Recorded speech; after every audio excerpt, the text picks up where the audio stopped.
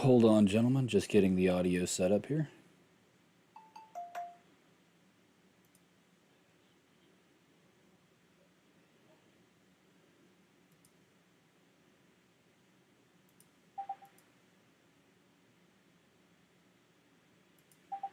Check, check, check.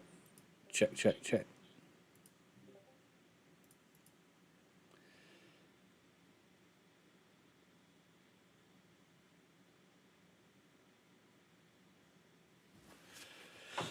All right. Can y'all hear me okay?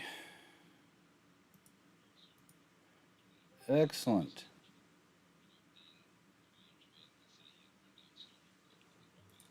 All good? Let's see if I can get the camera working. There we go. You cooking anything tonight, Wirefall?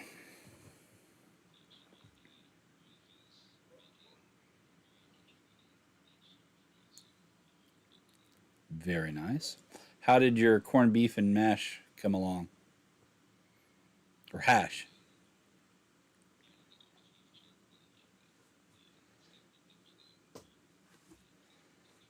Right on. Let's see here.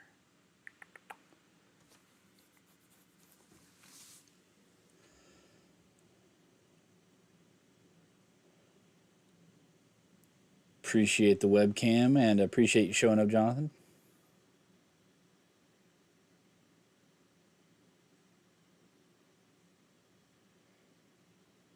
What's that background, by the way? Oh, that's cool.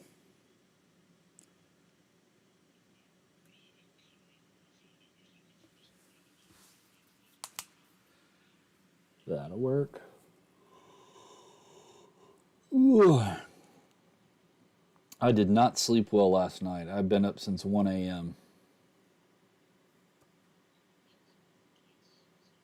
It just means I'm going to go to sleep after this. Somebody made a comment today at work. I happened to dial into a meeting. They're like, "Oh, you coordinated." And I didn't even think about it, but yeah, the DEF CON.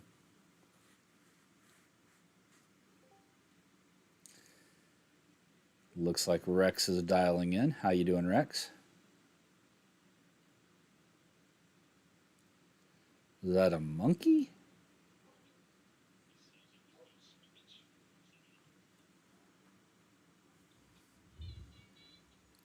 What the hell?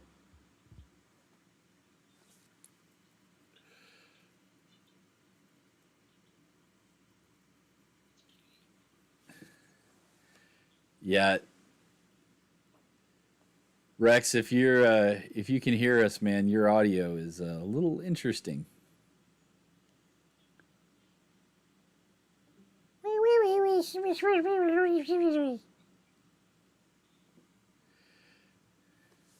Probably an audio codec issue or something. I don't know.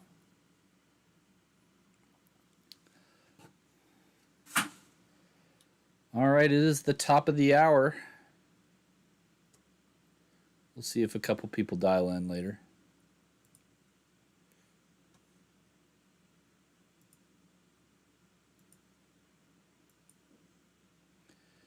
Let's see here.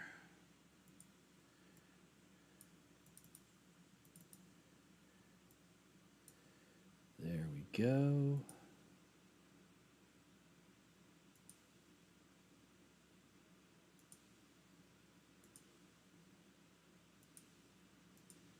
Show non-video participants. Going full screen here.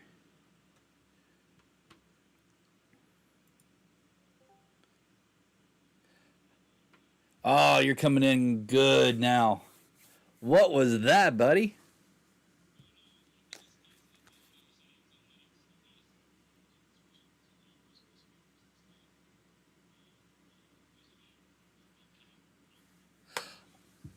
Right on. Yeah, you came in just like super high pitched and kind of audibly quiet. It sounded like a chipmunk in the background was screaming.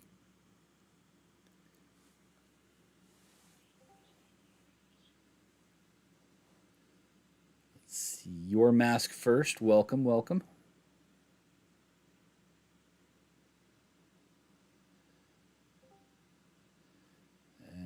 Hoop. Hoop's actually got to talk today.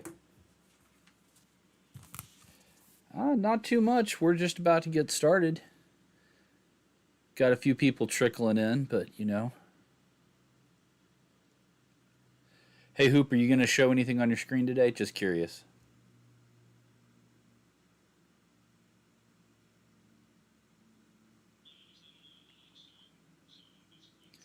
Excellent. And I'm sure Whiskey said he'll be dialing back in shortly. I've got a couple of things that I want to chat about today. So I think if everything goes according to plan, we actually have some good content for today. It might go a little short, but it is what it is. So anyway, we'll kick this off. This is again another unfortunate anniversary. I believe this is a 1 year anniversary. No, that was last month, right? Of DHA being canceled. Okay, because I saw it again that this was no joke. April's DHA was canceled. So anyway, do we have any updates on that waterfall as far as vaccines go? Are we planning any dates anytime soon, or are we still TBD?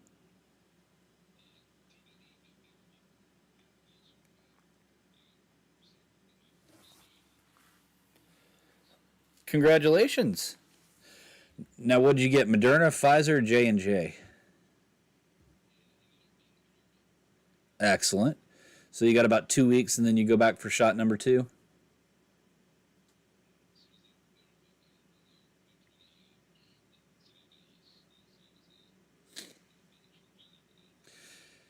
Was that the same one where they gave the 8-year-old girl the shot?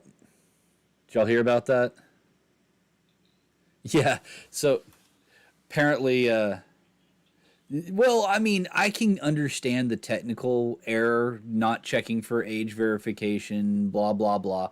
But the person actually injecting an 8-year-old, I mean, what sort of lack of common sense was there? I don't know. But anyway, glad to hear that you got your jabs. That's your jabs, so that's good. Um, let's see if anybody hasn't yet and is looking to, and they're viably able to, reach out to me offline. I can hook you up, and we'll get you your jabs for sure.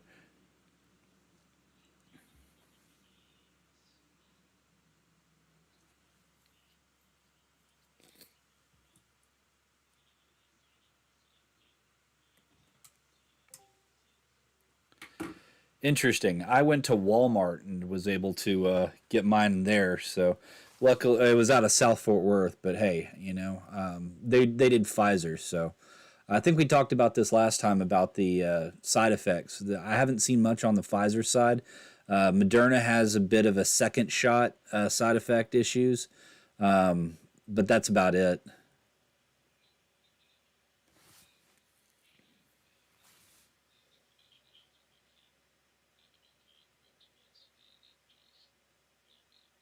Really, that's interesting. I didn't realize that swelling was a side effect. Regardless, that's unfortunate to hear. Looks like we have Uber Kitten dialing in. Good to see you. I always know it's Uber based on the icon of Garfield.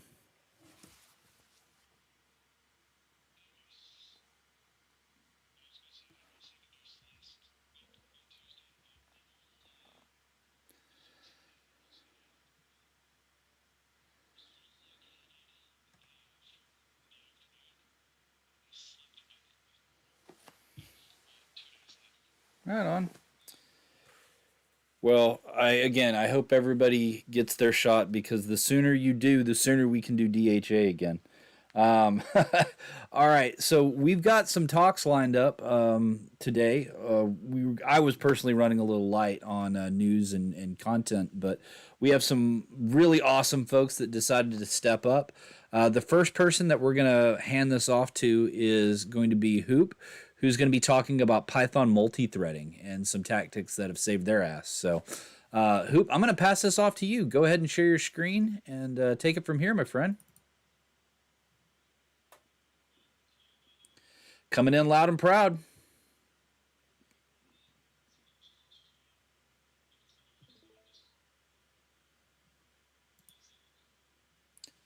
Yes, we can.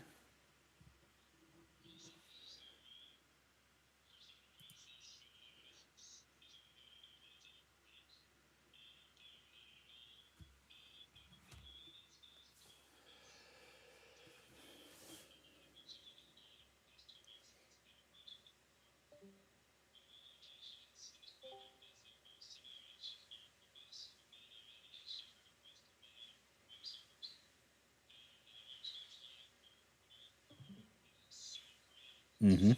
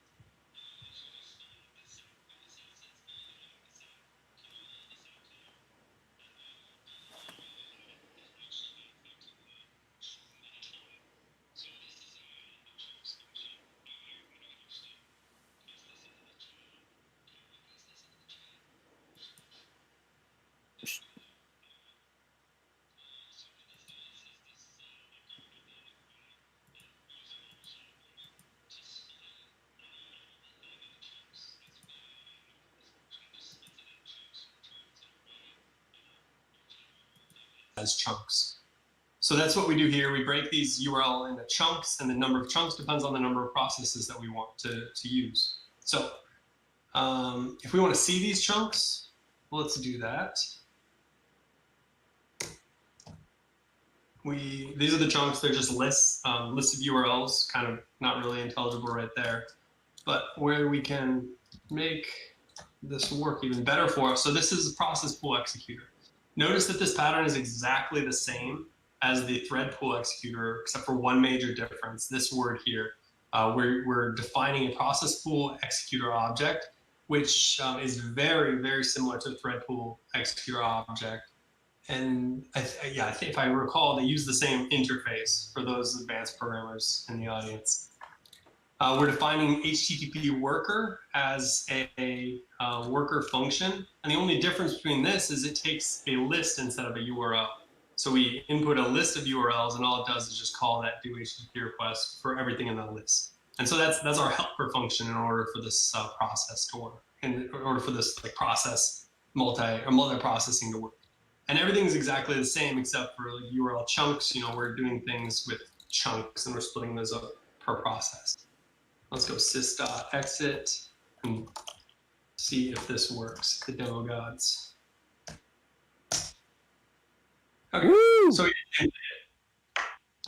except we just split this work into different processes. Each process has its own set or list of URLs, and we have multi-processing going on.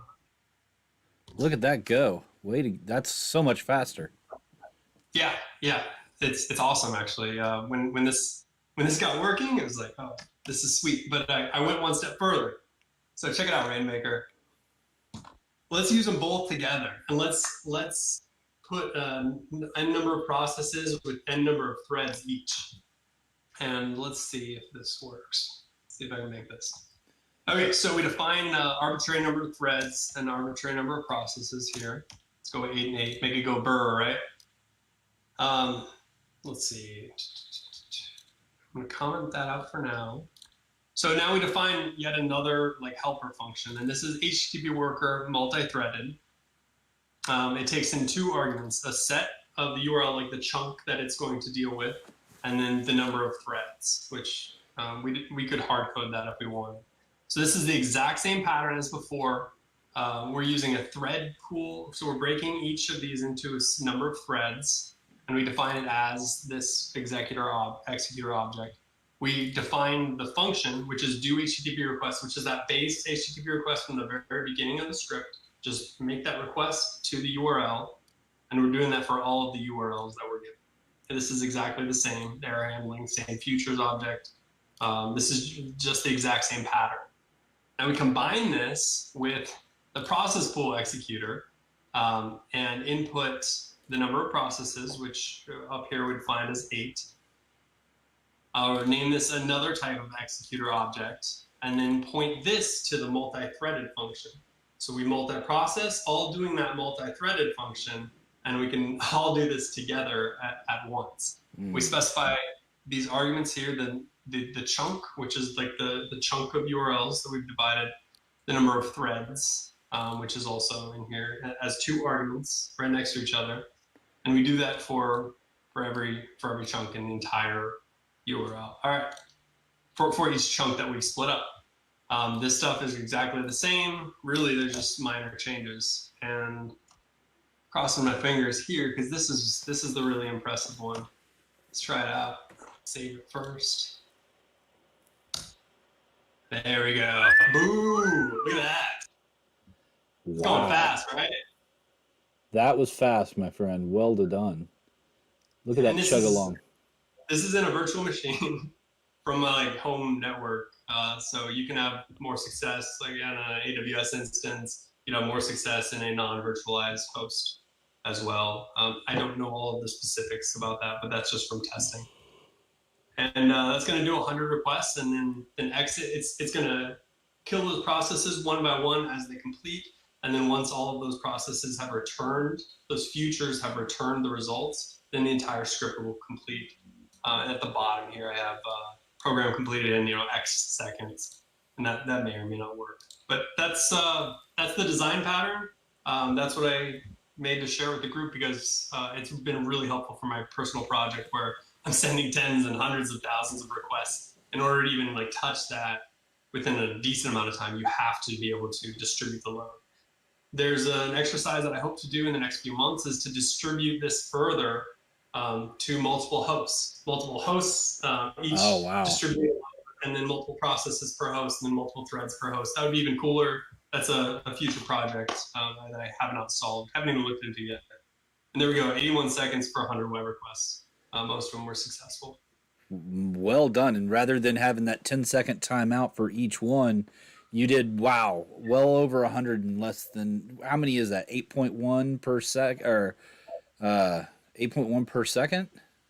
It's less than 1 per second, which I think is pretty darn good for 100 different requests. Yeah, sorry, my math is wrong. I have not slept. That's fantastic. So my question to the group is, some of y'all might be much better at Python than I. Some of y'all might be understand computing better than I. If I made a mistake or there's a concept that I didn't really explain well, please share with the group. I'm just sharing my success for this week, and I'll share more next month maybe. Any questions for Hoop? So, can you hear me? I was told I was kind of quiet the last time around. You're coming in pretty good. Okay. I'm not a Python expert by any. I've toyed with it. I've also toyed with little Go, makes coroutines just work out of the box. But a million years ago, I was part of a team that implemented an auction system, basically. So it was a command and control, and it sent out chunks to workers, and when they came back, it supplied them with more chunks. So the fastest returns got more work to do. So I don't know how that fits in with with what you've got there, but it may be a way to scale out differently. I see what you're saying. So everybody gets 10, and the first one who comes back gets another 10. So that if there's some set of them that's taking longer, you don't give the slow one 100 to deal with. You give it 10 to deal with. The fastest ones get to do more. I can picture that in my brain. I'm not sure how I'd code that. That's something awesome to look into. I'll write that down. Process scaling, maybe? We called it auctioning, and some part of it made it into Beowulf clusters, I think it was, in Linux. Well, excellent. This is good stuff. Go ahead. I hope as you move forward to that distributed platform, you may take a look and see if you can plug into Axiom, the project that Priox doing? Because that spins up all those automatically for you. I've been following his, but I haven't tested it. I'm looking forward to seeing how he did that, or they. I guess I don't know. Was that the one that was doing the distributed servers that was oh crap. He presented on here a couple months back, right? Octavian did. Yeah. Is a yeah.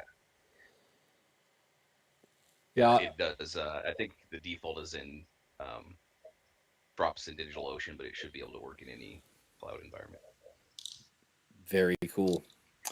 All right, well, Hoop, thank you for taking the time to show us this. This is fascinating, and I really love the fact that you're taking your day-to-day operations, expanding on it, and showing us even just quick wins like this. This is fantastic. All right. Thanks for having me. Yeah. I just posted a link to that script if you all want to copy or steal a code in, I guess, general chat. So, Please do.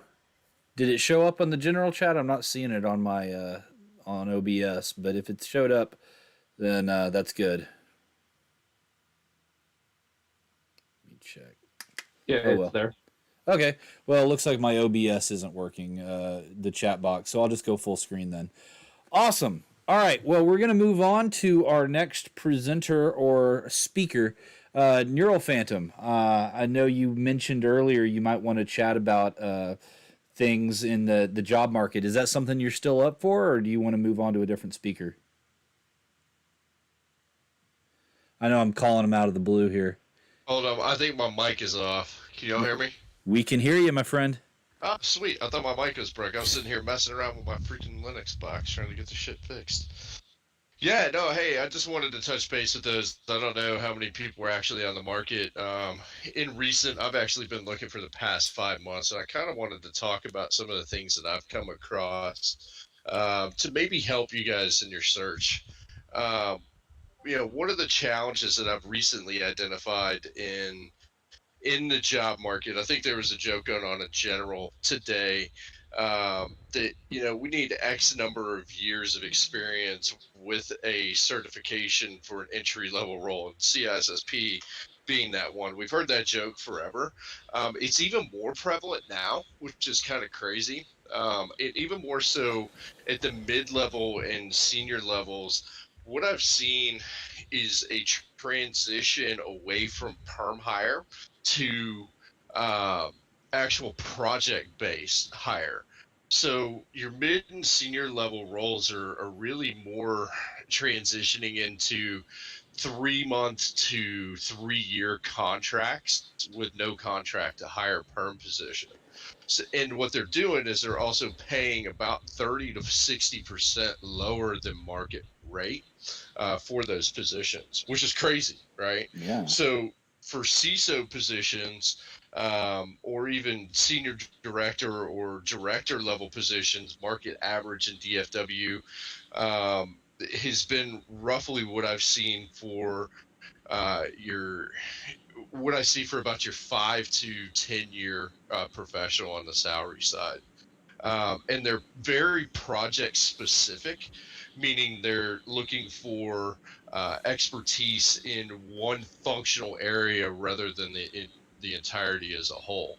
Now, how I've actually kind of combated some of that siloing per se is really when I'm in the interview process and having conversations with them is with the company that I'm interviewing with is kind of teasing out, like, if you've been around and you understand, hey, they're doing a project, let's say they're doing identity access, right?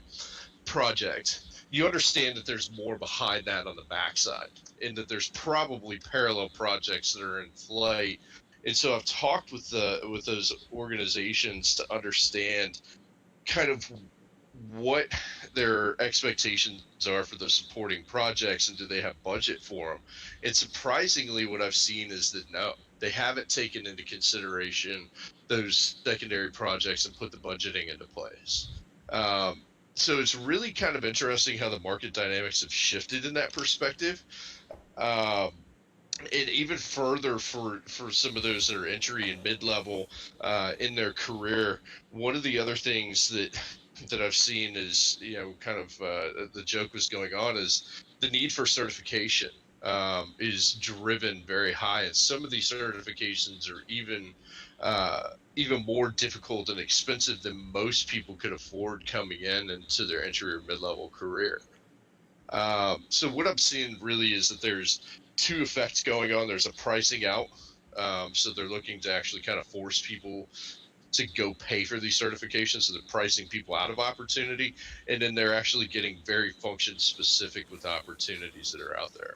Outside the CISSP, which certifications do you think are being priced out from the market perspective?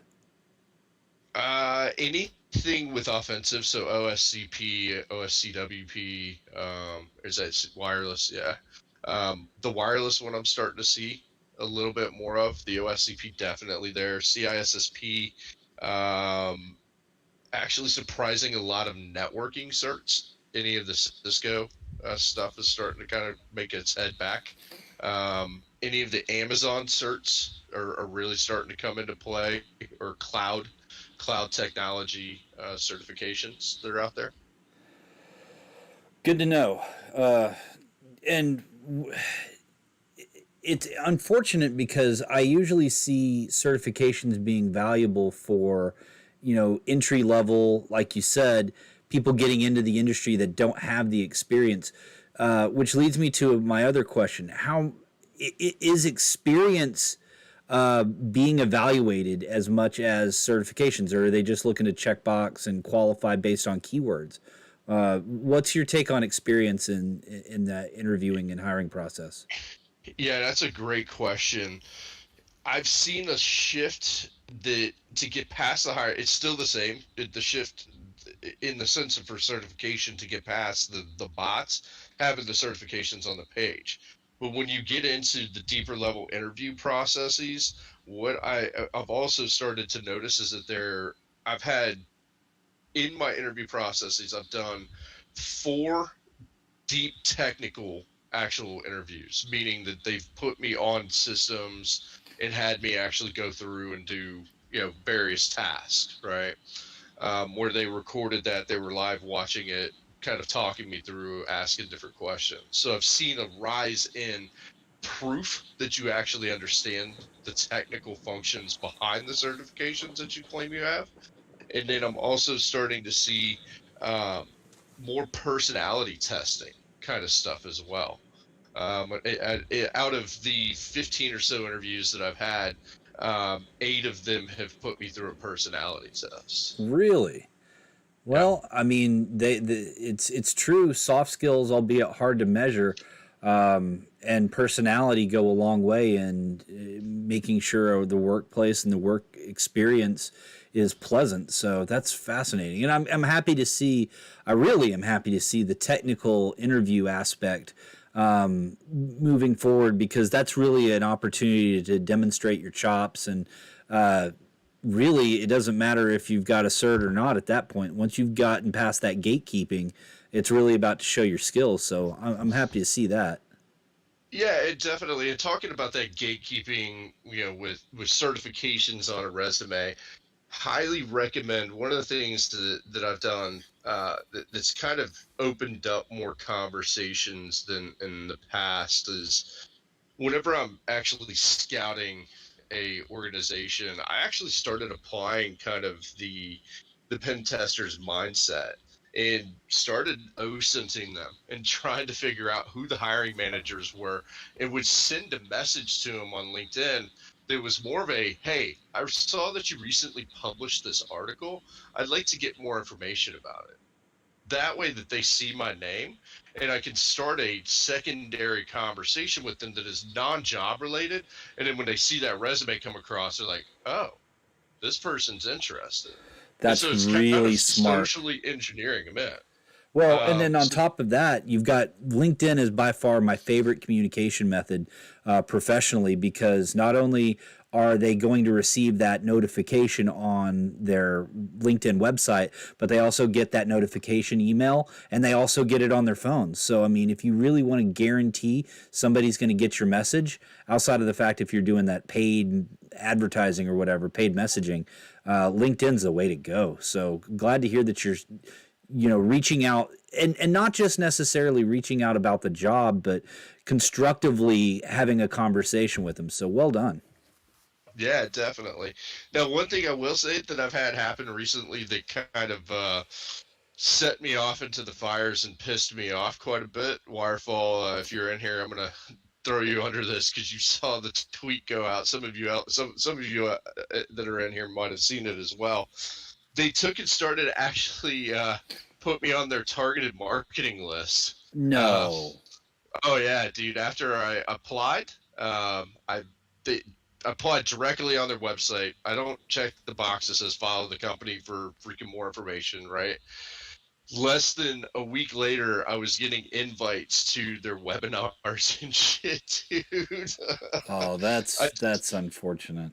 I've debated on doing a couple things, like joining and basically being like, hey, yeah, I was invited here after I applied and was turned down for this position. Can you give me more information on how I get a job with your company? Yeah, just fuck with them, right? But no, it was interesting. So be careful. One of the things that I've actually done recently, and it's been mixed. I don't know how it's going to impact kind of my responses, is I've actually I use separate, as we know, you have separate emails, but I use separate email when I'm submitting the resume, and then I actually communicate with them through a separate email when I'm actually been initially contacted by them. So that way, whatever's in their system, it just goes to this freaking junk ass email. Yeah. And then whenever I'm actually legit communicating with them, it's through, like, I know that it's legit communication. So I've done something. I've stolen an idea from Uber Kitten. And Exactly. Yeah, and every time I apply anywhere, register for a conference, they all get unique email addresses, and I can turn them off if I need to. Yeah, definitely. And you can track exactly who's the ones that are selling your data too. Yeah. So, and that I also took my address off. If you guys haven't done that, highly recommend it. Take your address off your resume. Just leave the city or the metropolitan area name. What is your thought on remote work then? I mean, is that something that you're seeing more of, less than? What are your thoughts on remote work? That's a really great question. So at the onset of my search, it was almost exclusively remote opportunities. Now I'm starting to see a transition back to must be willing to be on site in the next 4 months. So, I think companies are gearing up to start bringing people back in now that the vaccines are actually kind of being taken by everybody. Well, that leads me to my question for the audience here. How many of you have gone back to on-prem workplaces? I mean, with IT and security, I think that there's a large propensity for remote work now. So, who's having to punch the clock nowadays? Jonathan, you're back on prem, huh? Yeah, I go back into the office 4 days a week, and I've actually been going out to customer sites as well. When did that start back up? Back in the office, probably November-ish. Wow. Okay, so this isn't anything new then. No, back in the customer sites, there's only been like the last couple of months. That's even before any vaccinations rolled out, wasn't it? Yep. But my office, we've got a very large office for the number of people that we have in it. So I think the closest person to me is probably a good 20 feet away. So you're naturally socially distanced. Yeah. Right on. Anybody else that's had to go back into work?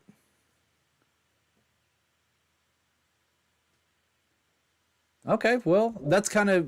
I was going to say, I was actually going to ask you, Raymaker, since we both have, you used to have a similar line of work as mine in the pre-sales arena.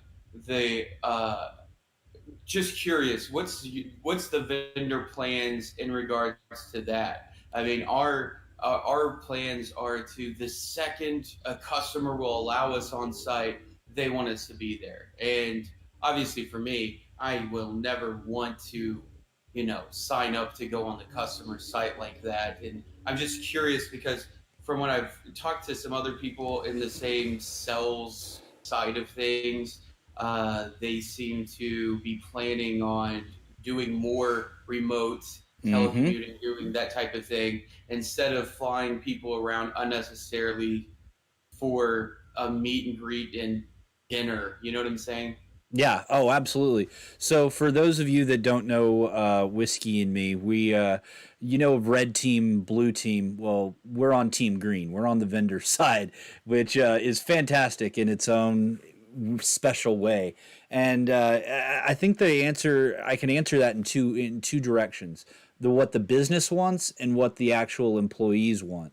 The business has found that remote promotion, remote work, remote sales has been extremely beneficial from a sales perspective because of the cost cutting mechanisms from not having to fly everybody out, not having to establish venues for events, and yeah, all that. So I think that there's a propensity to, from a business perspective, to want to continue that remote aspect.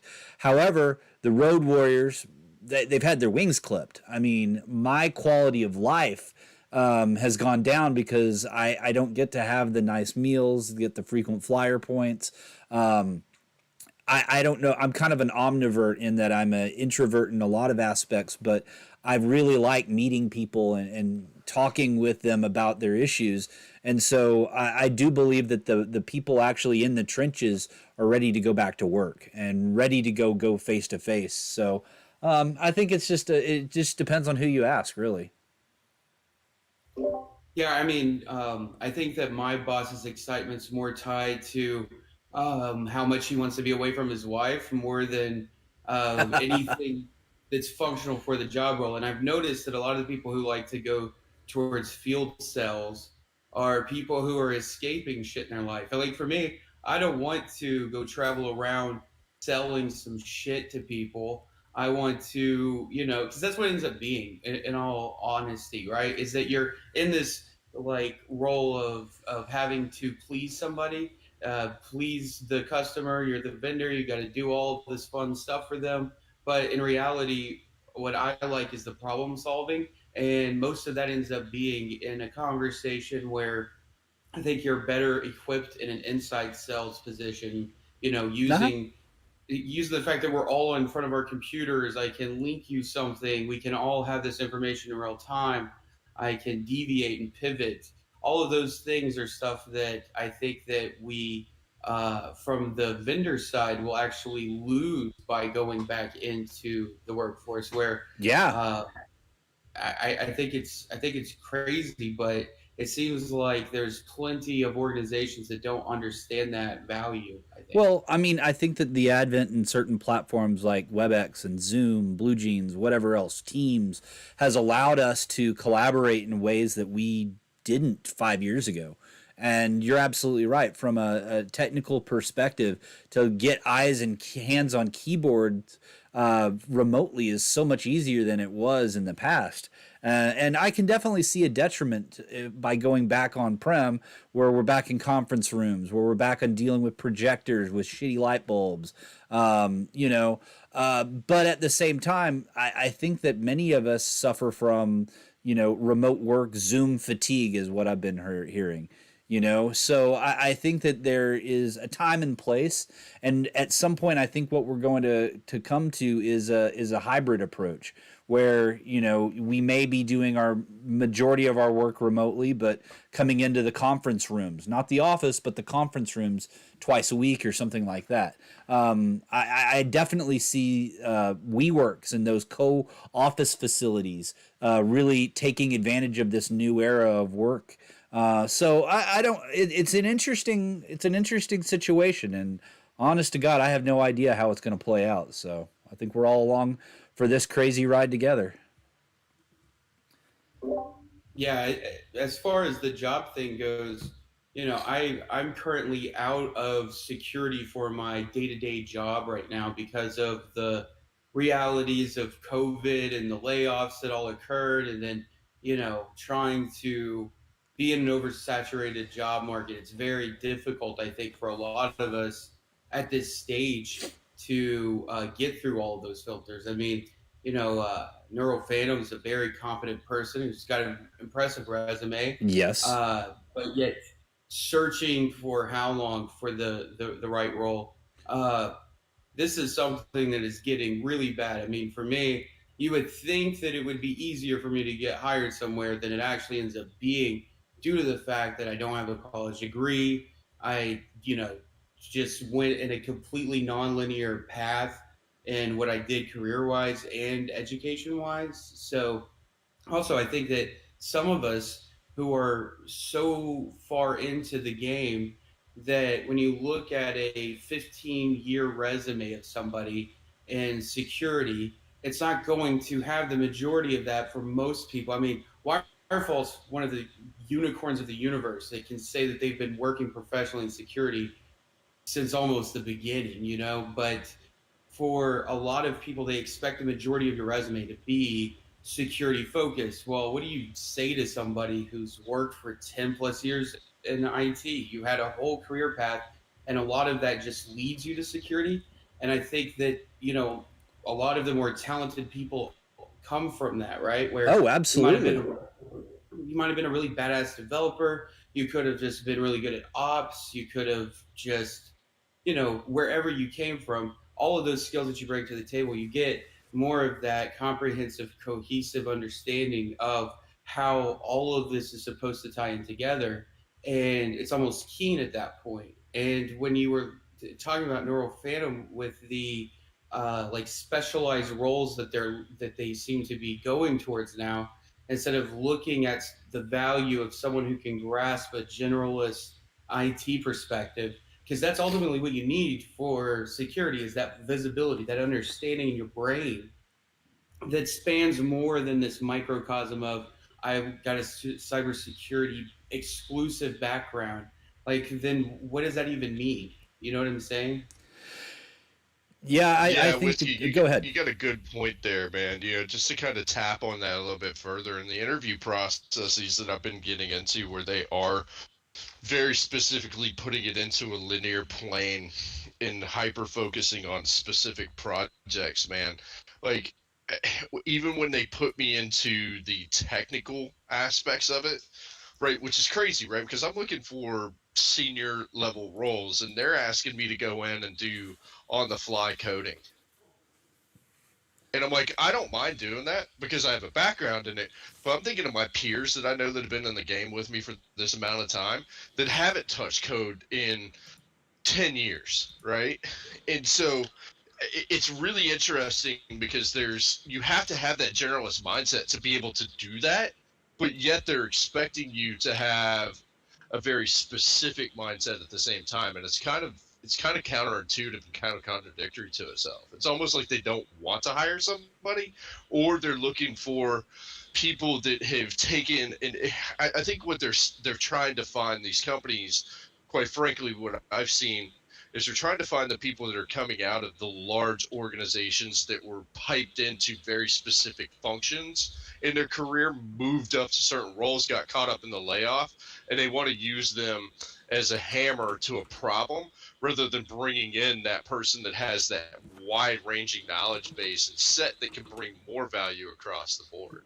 Now, not to say that it's good or bad. I don't know what that's going to do long term to security programs, right?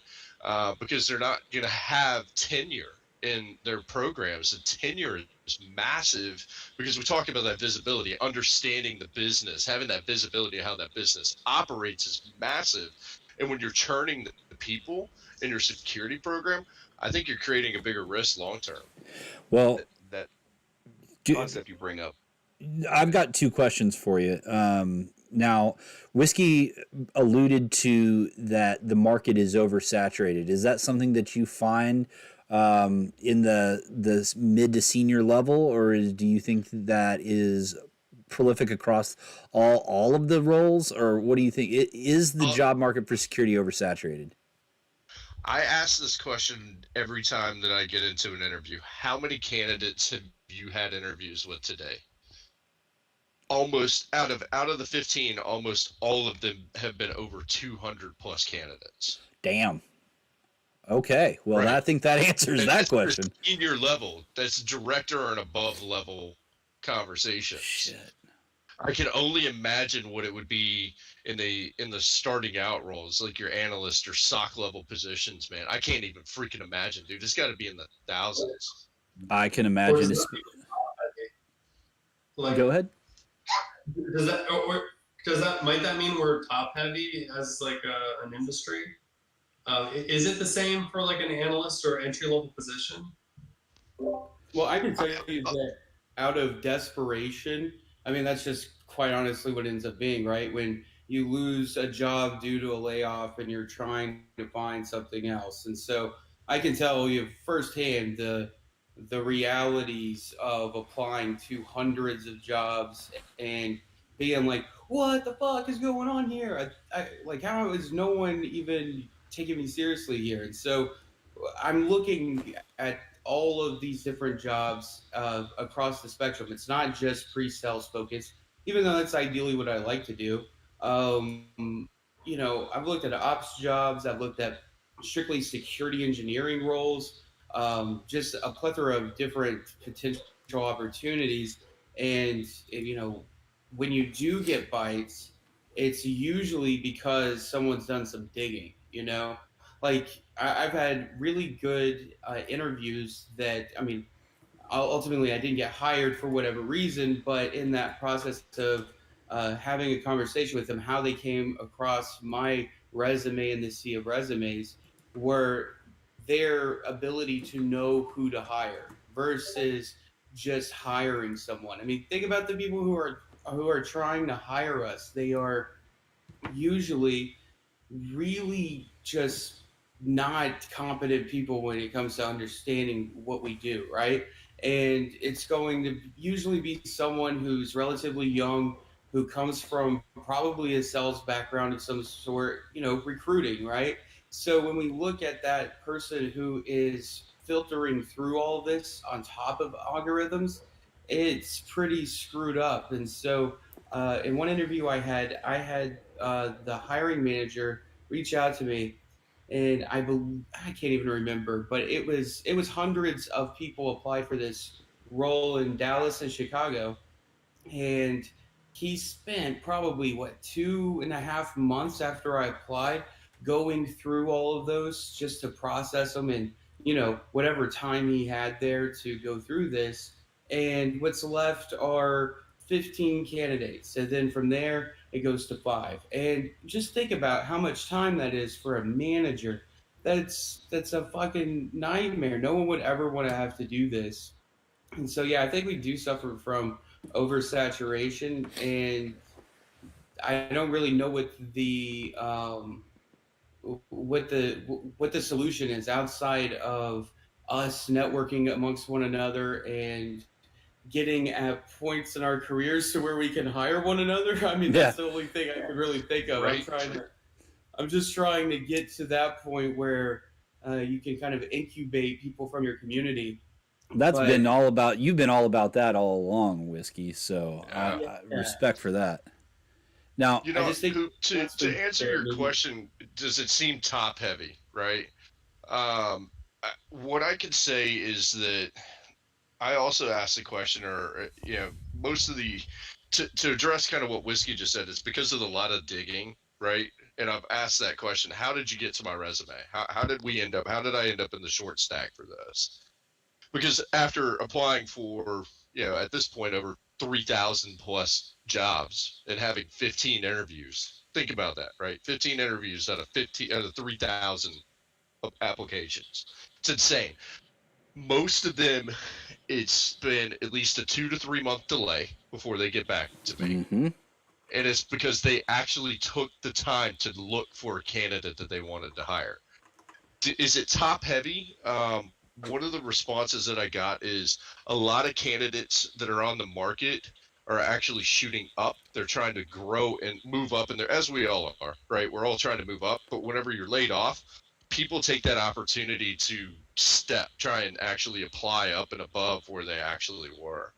And so, no, I don't think we're top heavy, but I also don't think that businesses, as Rainmaker, what you just posted in general, have taken into consideration that the technical people that have been in the industry for a while are ready to move into these leadership functions instead of where they were, pulling them out of other functional areas of the business. Frank McGovern, he and I have talked quite a bit on that topic, actually, in specific, because it's funny. My background is actually accounting, right? Well, But I moved into tech and was heavy tech and then moved my way up.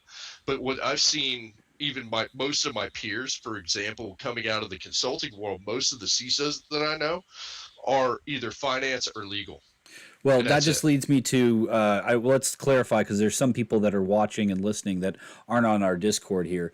But Frank Sure. McGovern posted in Twitter today, and I'm just going to quote him here.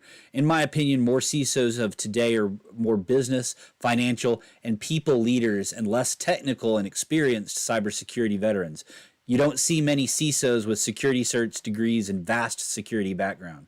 In the future, do you think this will change? First off, I want to say bullshit. Have you ever met Hermit Hacker? That's one of the most Sure. security-minded CISOs I've ever met, and technical to second to none. So I do think there are some, but I do think the real CISOs will always have a technical background. But that's just my opinion.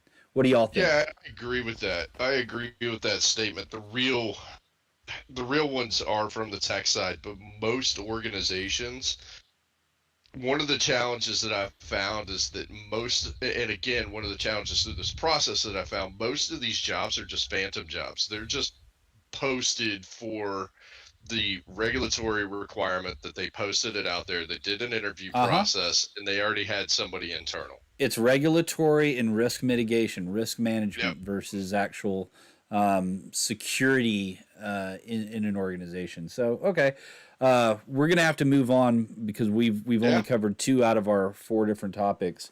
John Doe 297. Go ahead, Wirefall. I've got a comment the whole time, letting everybody go forward. But I saw just an interesting response to what Neural brought up of the technical interviews, specifically on developers and having them step up and code on a response to a problem on a whiteboard. Um, it was, if you want a good photographer or artist, you look at their portfolio. You don't bring them in and ask them to paint you a picture. Well said. Why don't you instead, rather than whiteboard this, it's let me see your GitHub. Yeah. Yeah, I usually see that if I just talk about my home lab, I can literally take an interview and change the entire direction of it just by just dropping little things about home labbing. Like, oh, I'm doing this over here, I'm doing that over there. They're like, oh wow, so you don't have working experience in this background, but you can tell us how to fix shit in our organization because you fuck around with this on some Raspberry Pis, like that is such a slayer in interviews when I can just talk about like, well, I've never used your product before, but I downloaded an open source equivalent to which you use essentially, something they're probably competing with, and this is my experience with it. So when you look at using your home lab, use what you can just pick up and learn really quickly. You can, really leverage that if you actually get to the point of having an interview. You make a really good point, and I actually mentioned this in a mentoring call this afternoon. Having a home lab, doing these side projects are so invaluable when it comes to interviewing, and so that especially for a more technical role, obviously. So that's a great recommendation and piece of advice. I think it was Mubix that mentioned, though, that there is no need for a home lab, but that's caveated by because you don't necessarily need it at home. And now with the cloud, you sign up for a year free at AWS, and you can have that as your playground and have the same kind of Absolutely. experience. Funny you should mention Rob or Mubix. His solar flare application for dumping the creds out of Orion. I recently used it, and the latest version of Orion was breaking, and so I actually got to work with him on the side and update the table headers, and we got it working together. So yeah, that was kind of fun to play around with Mubix. All right. Well, Neural Phantom, that was awesome, and I'm glad that we kind of got your take on the industry as a whole. And I think we've learned that it is top heavy, it is oversaturated, it is it's a difficult situation, but I think that there's a lot of opportunity there as well. Absolutely. I'll just say this: stay the course, man. Like it's a wild world right now. Just hang in there. Right on. All right, we're going to move on to our next presenter, John Doe. I think 297 here. You reached out to me earlier about stealing AES keys and decrypting them from an application. Are you still go for talking about that today? Yes. All right, my friend. Well, hey, the floor is yours. Let's hear about it. Give us the rundown. I've never shared a Discord before. Give me 1 second. All right, can y'all see my screen? Yes, we can. Awesome. Okay, so I was doing a pen test, and pen testing some COT software. Saw something interesting in it. It was a encrypt connection strings application. So basically, what they would do is an administrator would come in with the software and encrypt some connection strings for the database and for the web server, and it would create a config file, and that would be deployed with the application package. I didn't have access to the version that they were using, but I had access to the deployed encrypted file. So I was able to obtain a newer version of the encryption connection string program elsewhere. And I tried to open up the configuration file with it, but it failed. So I decided just to play around with it a little myself, and I decided to create a new connection. So you just put in some sample stuff here. I was just trying to see how it works. So I just called it my connection and put in stuff like my web server and mywebserver.corp.com/web service for the service URL, proxy server.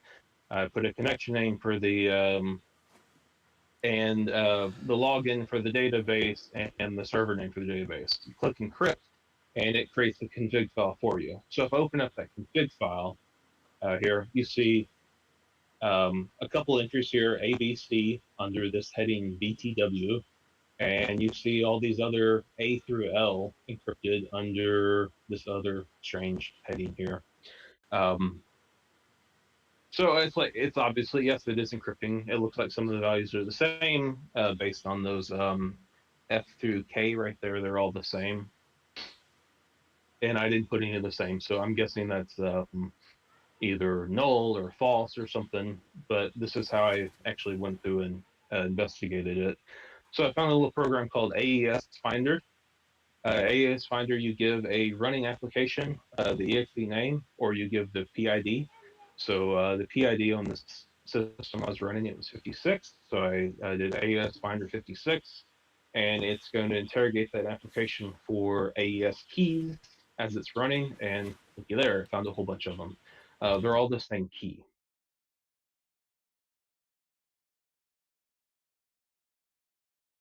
I've got part of that obfuscated there. You don't see all of it.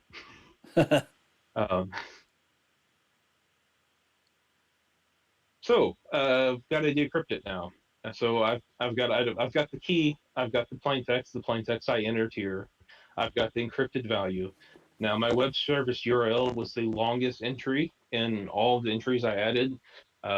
So my thought, well, that's going to be A. Yeah. That's the longest encrypted entry. So I put together this off some stuff I found on the internet and just kind of made it how I needed it. I've got a known key, so I put my key here. I've got my known plain text, which was this, my webserver.corp.com web service.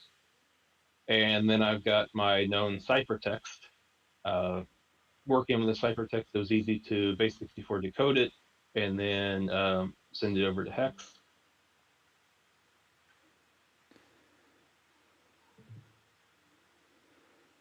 to that in just a second. So there's my known ciphertext. Like I said, I base64 decoded it and sent it to hex.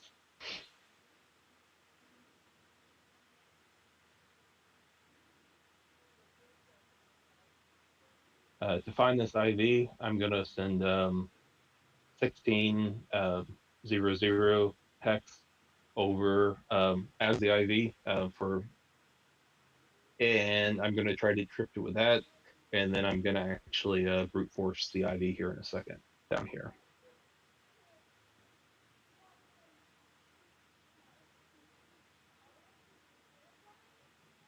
And since I have the key, I've got the ciphertext and I've got the plaintext, it's just XORing that against the plaintext.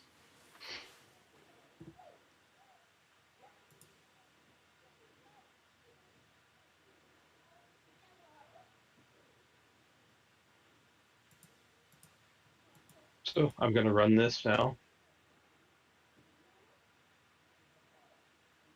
And now I've got the IV in hex. I've got my plaintext, I've got my ciphertext, and I've got a sanity check there just to make sure what I said I was going to decrypt is actually what it decrypted.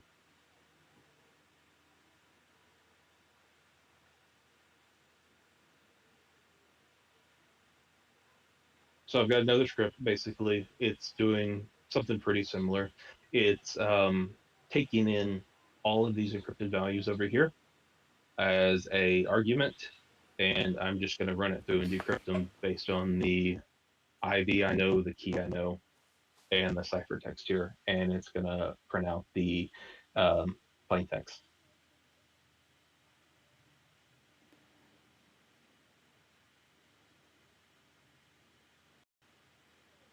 Just a little while loop there to read the encrypted file. That's where all these values are.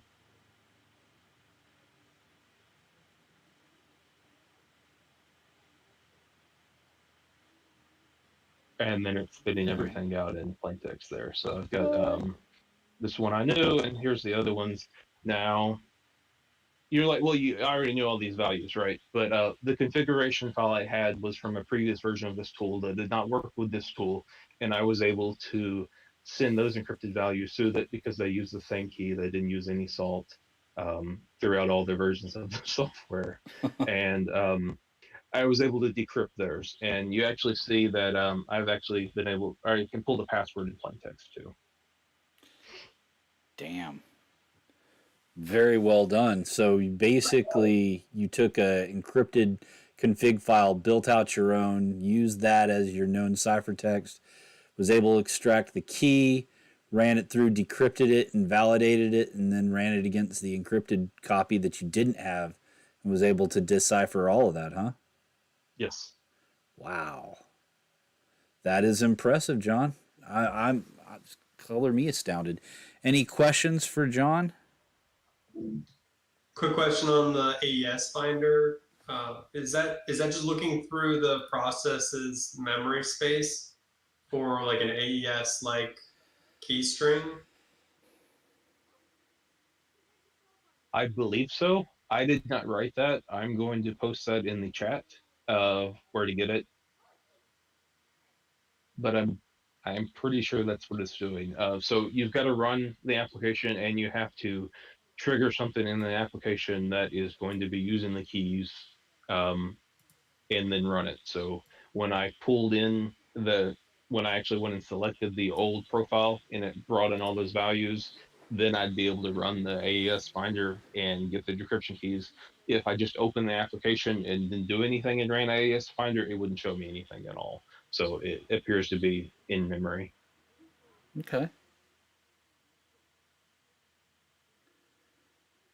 Well, was your client impressed, or were they pissed? Oh, they don't know yet. Ah, that's right. You haven't disclosed it yet. I remember seeing that. So This was today, so I had time to put a quick video together, and they'll hear about it tomorrow. well, I look forward to hearing back from that because that is pretty damn awesome. Well done. All right, let's move on to our next presenter. Whiskey, did you have anything that you wanted to talk about today? Yeah, man, it's me. I got something every day. All right, I got to limit you to about 15 minutes, okay? All right. Yeah, this isn't really that complex or anything. But for a lot of us, I know that when you work in corporate America, it can kind of like limit your workflow, your natural workflow a lot.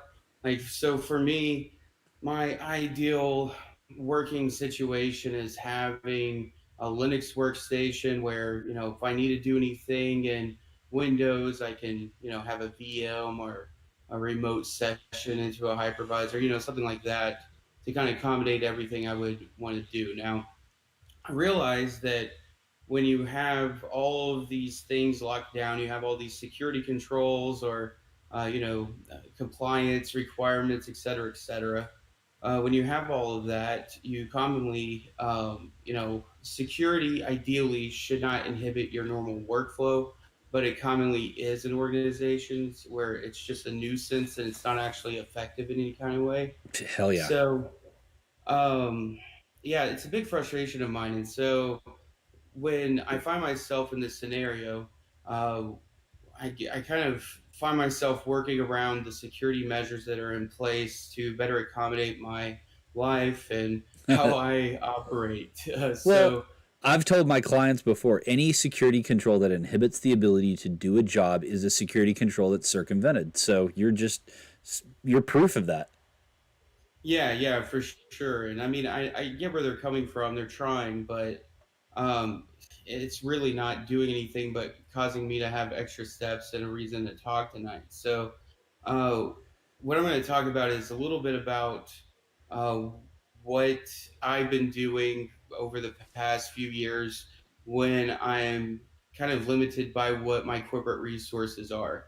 I love shadow IT stuff. That's awesome. Always you basically have to in almost any organization have some level of shadow IT involved with what you're doing. So one of the things that I find as my little shadow IT way of doing things is that I want to, as much as possible, be able to do all of the work that I would do with my work machine in a way that I can access that or do this essentially on my personal workstation. Yeah. So, that's the ideal scenario, and most organizations do not allow you to have some kind of real feasible way of doing that unless they do use VDI or something like that. So, I got a MacBook. That's the way you want to go when you're getting corporate hardware. Even though for me, every time that I've requested a PC, they give me a MacBook instead. It's like a bizarro world where I'm specifically wanting the 10-pound laptop, and they give me this little thin sheet of metal, and so with that, every single Mac user eventually gets to the point where they need to use Windows, especially in corporate environments.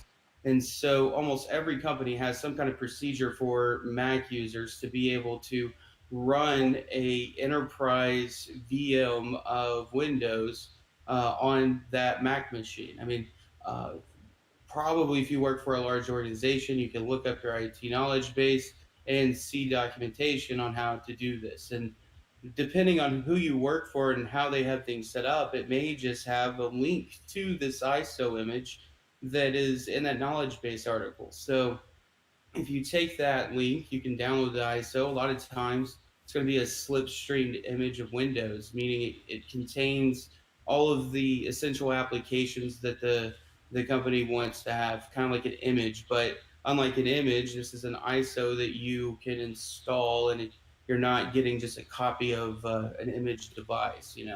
And so all of this automation goes into setting all this shit up, and it's kind of janky from time to time because you're kind of just adding in all of these steps on top of installing Windows and hoping that nothing screws up in the process. And so they have a lot of these ISOs is the way that they like to do this instead of doing a post install script where you're downloading the content somewhere. They just want it to be one big image.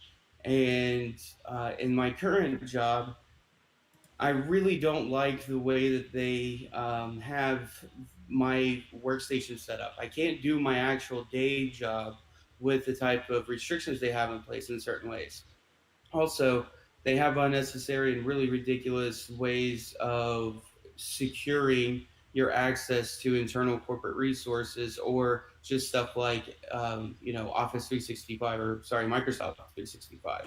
So uh, to get around all of this, it really came down to the fact that I needed to remotely connect into my machine in some kind of way. And so what I did was looked at the avenue of how do I do the virtual machine, because obviously once I have a virtual machine, just putting it on a hypervisor, I can then have full control over when I and how I connect to the corporate resources and do my day job. And so that becomes the quest every time. It's how can I basically take this corporate image and be able to use it how I need to use it and then dispose of the things that I don't need and also try to remain within compliance. So with this organization, they actually have a software automation and IT management system that uh, sort of like how you'd have case. I think it's a JMF, or I don't know how you pronounce that, but that's a common software management utility for enterprises to use for Mac OS. And so with this, you have a configuration that they have in their software library, and this is how they distribute the Windows virtual machine. And so by installing Parallels Desktop, it will simultaneously download the information and all of this to set up this Windows machine. So once I do this, I go and poke around and find where it downloaded the ISO, uh, immediately upload that to my hypervisor, and then kick it off. And the way that I do this is I want to first start with just seeing where I can get with the ISO, because a lot of times they'll have different ways of checking to validate in some sort of way whether or not you're a legitimate user. So you can start looking at that ISO, look at the way that it's set up in the like Windows PE environment, how they have it all scripted for the installation, and you can start getting out choice nugs of like awesome information of like different servers, maybe sometimes hard coded credentials. You'd be surprised that that's actually something I've found where you look at this ISO image and there's so much juicy stuff in there. So from there, with this one, it was really kind of fascinating. I couldn't get anywhere. I moved back. I start using VMware, and so I have VMware Fusion. I can open it up, but there's certain parts of the automation. There's some kind of check in there looking for if I'm running in parallel. So I take a step back. I go through the whole process. I have to email someone in the IT. They open a ticket. I'm able to be authorized to create a virtual machine for this. And then once I get that going, I was able to go through and install successfully inside of Parallels. Then from there, in VMware Fusion, I import that virtual machine, then spin it up and make sure it works. Everything works perfectly. Cool. Now I take it down, and then I make an OVA out of it. And so then you can upload that to my Proxmox hypervisor, and the end result of that is that I can actually, well, I was going to share my screen, but I'll have to dig around in permissions. Anyways, the end result is that I have a workable corporate image that is now running on my hypervisor that I have RDP access into, and it's connected to the enterprise, the corporation's VPN. So I'm on the corporate network. I'm in this virtual machine, and now I can access this from anywhere that I need to. So now that I have that in place, I can now use RPA tools to then automate workflows that I find inefficient in the way that we do things. Nice. So RPA tools is robotic process automation. It's something that's really fascinating. It's worth looking into. It's basically a simple way of using basically like screen capturing, you going through and using an application or a workflow. And once you record this, you can like play it back over and over again. And so for even things like, here's another example. This phone right here is something that I have to have for my demos that I have to give. And so I need to have it set up in this kind of way to where I give demos here, and to do the mobile demos, I need to have it behind me there. Now that makes it really like a pain in the ass for it to be my multi-factor token. I don't want to carry another phone around.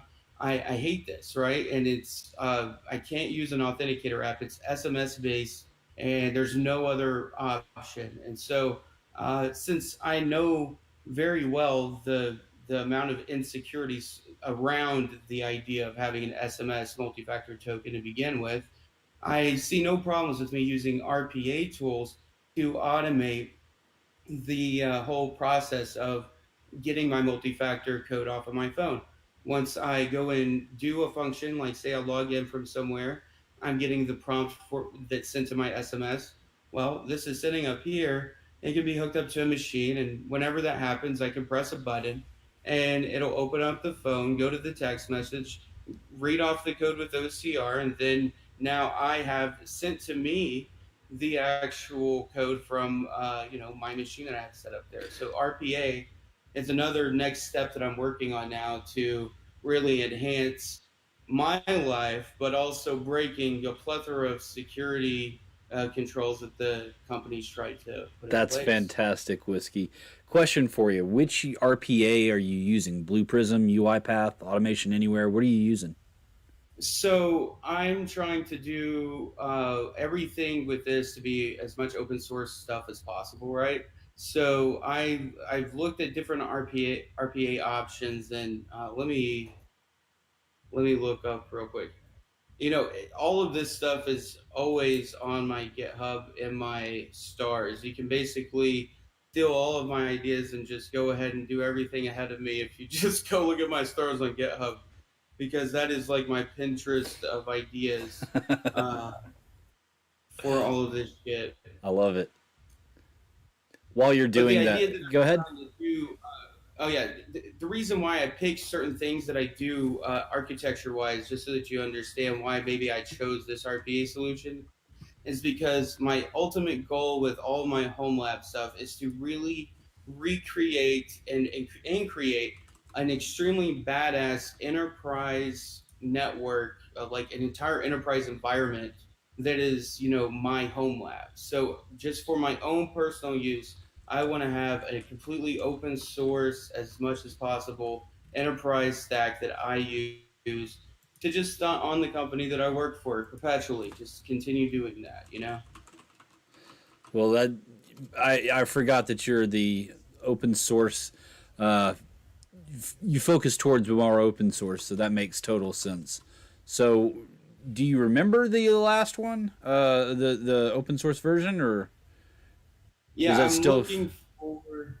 I'm looking it up right now. What I'll do is there's a couple of them that are really nice. So depending on what you're looking to do, there is a, completely. Most of these are focused on Windows, so that's one thing to keep in mind with this. And then on top of that, you also have. Uh, the the need for a centralized way of doing this, because think of RPA like this. It's not so much I'm taking my computer and having a bot do actions.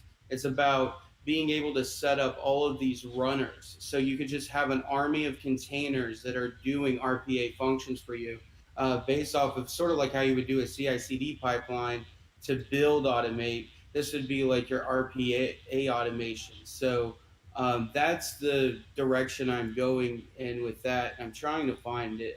I'll post it in the chat, but Right on. I'm looking for a kind of a centralized management to where I could just have all of these runners and not really focusing so much on which one is the best. I'm looking for the best enterprise solution. There you go. Well, Thanks a lot, Whiskey.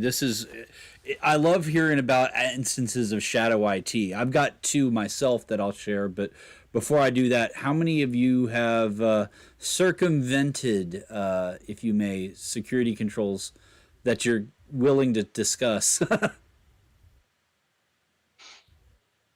How about an example of a security control that on a pen test I discovered being circumvented? Yeah. Led to a significant decrease in security. The whole concept was it was a financial institution, a credit union, and they limited. They used to have unlimited queries to their mainframe, so salespeople would go in and just run huge queries to get the information they needed. Security said that was a bad idea and to limit them to like a dozen or something per query, which stifled sales' ability to target their customers. So somebody was proficient in scripting, wrote up a script to make 12 queries at a time to go through the whole database, and then just dumped all of that information into an Excel spreadsheet. Oh. They put on that they then put on a share that everyone had access to.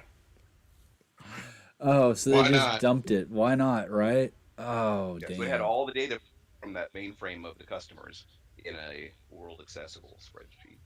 Oh, damn. Well, you're absolutely right. I'm glad that you didn't do that. So, but wow, that's pretty bad. Any other examples of poor shadow or just even just shadow security that you've seen implemented, you've done yourself or whatnot? I've got one in, you know, hear me? In a number of different instances, I've seen this too. It's actually pretty common. Maybe someone can tell me why. So in like a kiosk type machine usually, or like a Citrix like virtual machine, or even on some desktops, I've seen the command prompt disabled, and administrators can do that by I think group policy.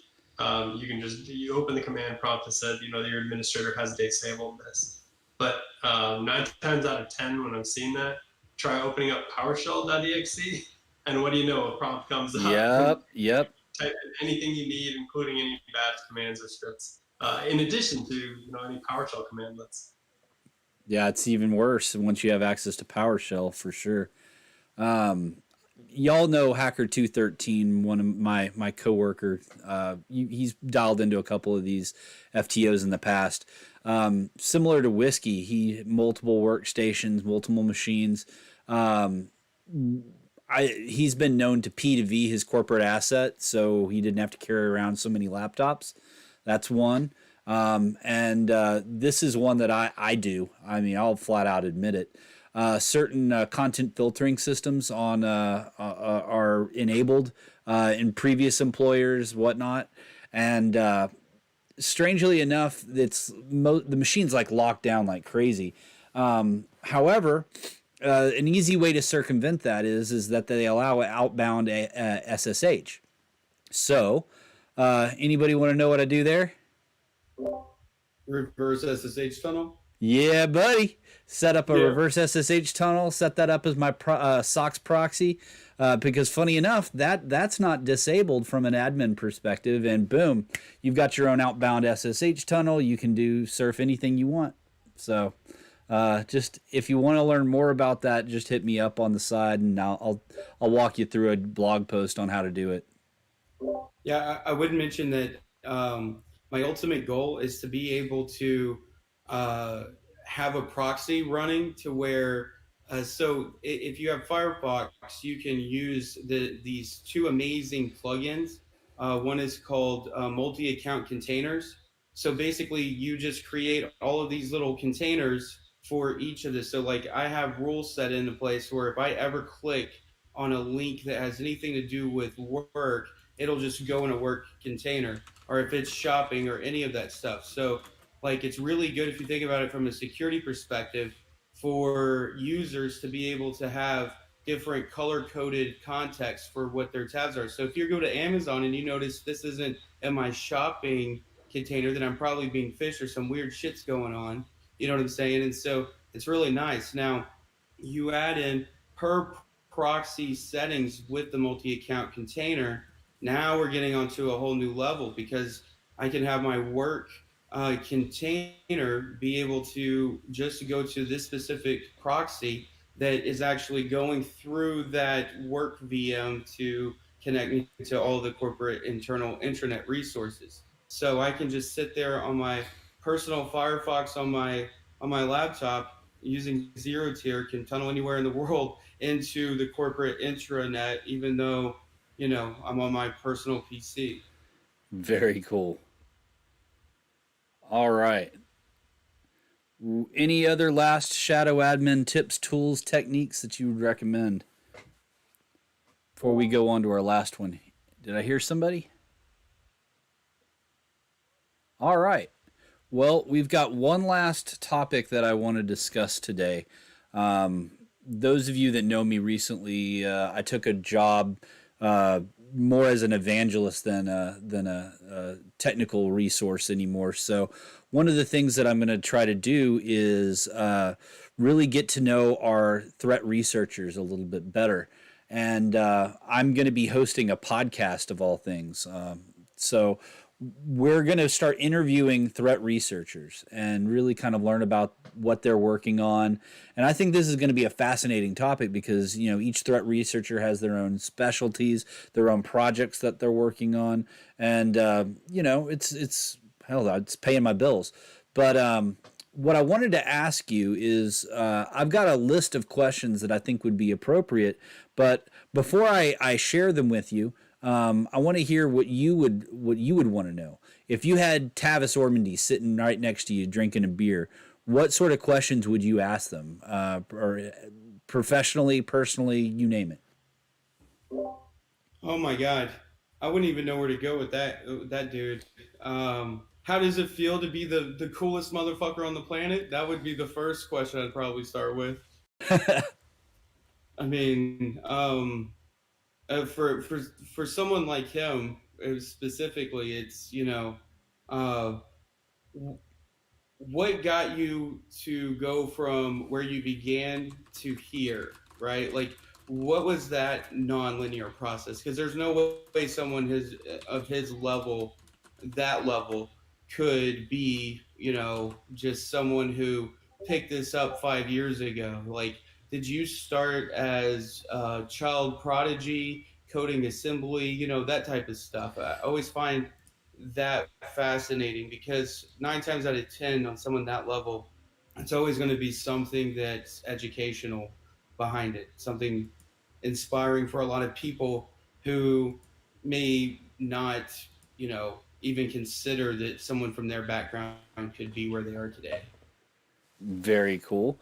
Yeah, most people aren't going to be as advanced as Mr. Ormandy, but that's a great question. How did you get from, you know, your humble beginnings to where you are today? That's a great question.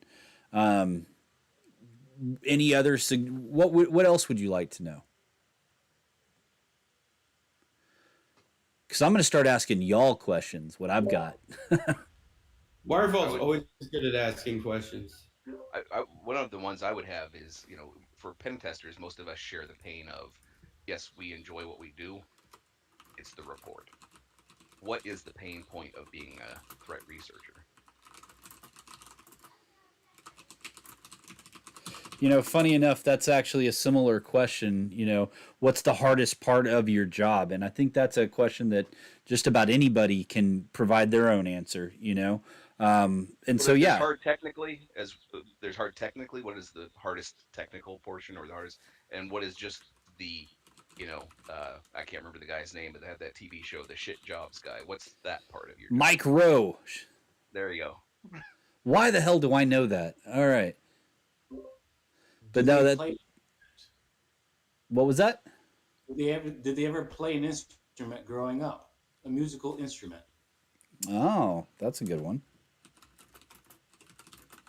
Because sometimes when people play instruments, they recognize patterns, and when they recognize a pattern that's off beat or so, they know how to recognize. And that's how a lot of coders can decipher, you know, outliers in code. Just like what we saw with John's encrypted string. based on the length of the, it was an outlier that we could, align to that long string you put in earlier. So, I mean, I can see how having a musical background can provide you some skill set in other fields. So that's a good question. I mean, do any of y'all play musical instruments previously and currently? Yes. What do you play? Mostly guitar. And that doesn't surprise me, Wirefall. You playing a guitar is that. For those of you that don't know Wirefall, Wirefall is like the grandfather of hard rock bands and all over, and takes them in, and he's a definite music aficionado for sure. Unfortunately, now I'm more of a collector of guitars than player, but yeah, I still try to noodle. I used to play the cello, and I mean, recently I saw this one RPAN of this guy playing electric cello. Ooh, Yeah, that's kind of cool. Look up "Fish in a Birdcage." Really, eccentric guy. All right. For playing it. Yeah. Just a confession. In my youth, toured the world playing in a professional handbell choir. Yeah. So That's up there with wrestling a bear, man. no, not even close to wrestling a bear. Now Phil is amazing. So yeah, Phil Wiley actually wrestled bears and was a professional wrestler in a previous career. I mean, that's just flat out amazing. So nothing hails in comparison to that. Can you please upload video of that on like a Throwback Thursday? Because the image in my head of you just waiting eagerly to ring your bell. Okay, yeah, I'll find some videos and share it with you. So it's terrible. It's really bad. Imagine me in a church robe. Yeah, two bells. Ding, ding, ding, ding, ding. Yeah. Anyway, let's get back to the topic at hand. Any questions that you'd want to ask, like a threat researcher, a malware engineer, a pen tester? What sorts of questions do you want to ask these folks? I'm always interested in what obstacles did you run into that they could share of how to overcome them without having to face them again. So that's shared knowledge. But then also at the end, one of my favorites is just, would you do it again? Is there something else? Is now that you're where you are, is it where you want it to be? I can get some interesting conversations. That's some philosophical stuff there, Wirefall. I like that. Dude, that is gonna fuck someone up. So please, yeah. You know how fucked up that is to do to somebody? Just make them really think about life on that level. Damn. Oh man, please do that. Yes. Now, I've got some other questions, and I'm just curious. These are just kind of spawn some ideas, but, how did you focus on this particular topic? What kind of education did you go through to get into this field? What steps would you recommend someone to learn more about that particular field? What are some of the go-to tools that you use? What's your favorite and least favorite part of the job? Predictions for security in 2022 and beyond. Now to the real questions. Now I'm going to actually ask several of you individually these questions because I do think that they're very important. Jonathan, I'm going to ask you first. Vi or Emacs?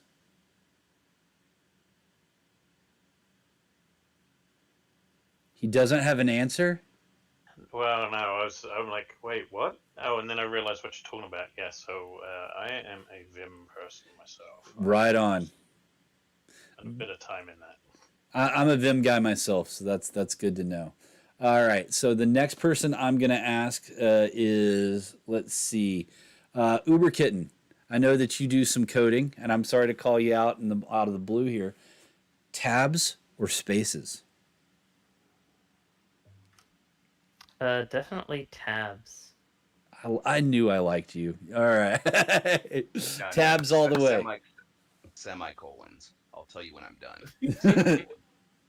Does anybody can anybody defend the argument for spaces? A developer can.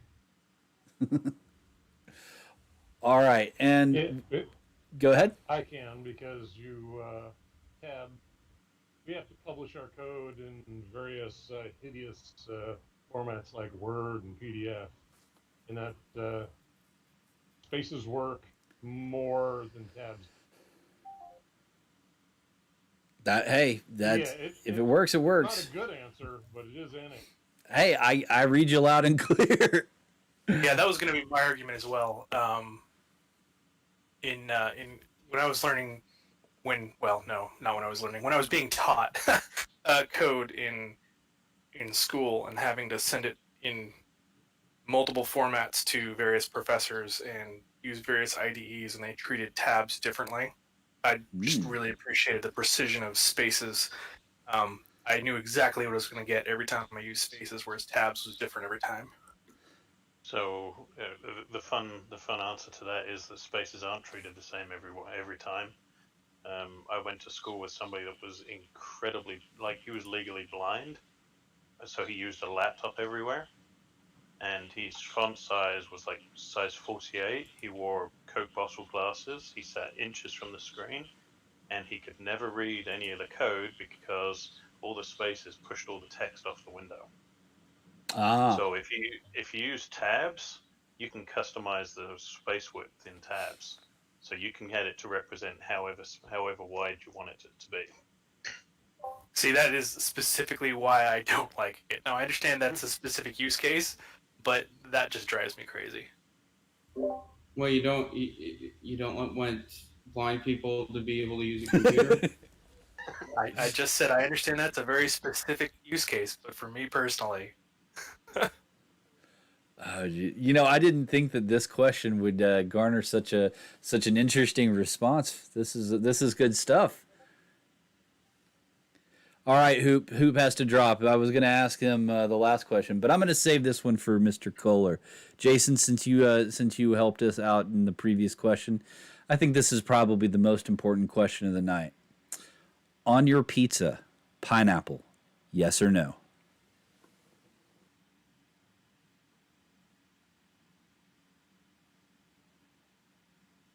so I'm one of the least picky eaters you will ever not eat. Um, and so if I'm the one placing the order, no. If it arrives, I'll still eat it. So okay, so that's a leaning towards the yes.